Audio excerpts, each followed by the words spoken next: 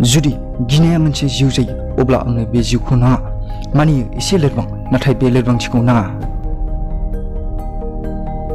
गिग्राफ्रा गिहोगोन, जिउजों कमप्रमाइज खालामहोगोन, गोबां जाहोनखौ एग्जाम्पलाव बुजायगोन। मोनसे बाथ्राखौ गोसोआव लाखि, बे जिउआ प्रब्लेम आरो स्ट्रागलजोंसो दाजानाय। जुदि बेजों जुजिनोब्ला गिनायखौ नागार। हेंथायाथ' दं, नाथाय एसेबां नङादि नों मावनो हायो। थांखिया गोजान, नाथाय एसेबां नङादि नों मोननो हायो।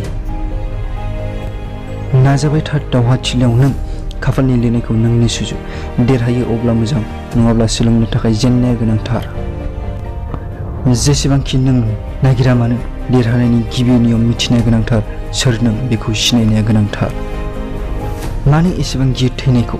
जेनखागोन सानसे थैनायजों, नाथाय सोलोंना ला जिउनि संसार जानायखौ। रावबो नोंनि हेफाजाब होआ अब्ला दुखु दाखालाम। गावनिख्रुइ देरसिन मुलुगाव रावबो मानसि जानो हाया। गावखौनो स्पेसियेल सानना ला, मानोना भगबाना जेबो ओरैनो फाल्तुआव बानाया। बेयो जिउसो साहाब, गोबां गाब दिन्थिगोन।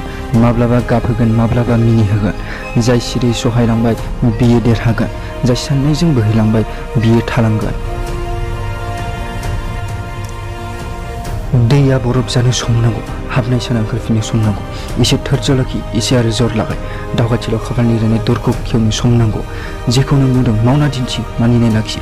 खोरोमो जेब्ला अखाया अब्ला हानो सम नांगौ। नङाब्ला ओरैबादि लिरना गालां जाय फरायथाव जायो। नङाब्ला ओरैबादि मावना दिन्थिलां जाय लिरथाव जायो। खाफालनि लिरनाया सोलायो जेब्ला जिउआव माबा मोनसे थांखि थायो। नङाब्ला बैसोआ थाङो खाफालनि लिरनायखौ दुसि दुसि।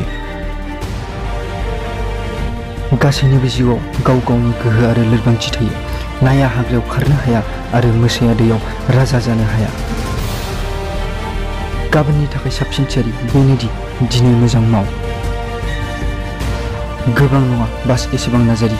जाय मानसिफ्रा नोंखौ कन्टेक्ट लिस्टआव नायनो बायो बिसोरनो गाबोन नोंखौ गुगोलाव सार्च खालामो।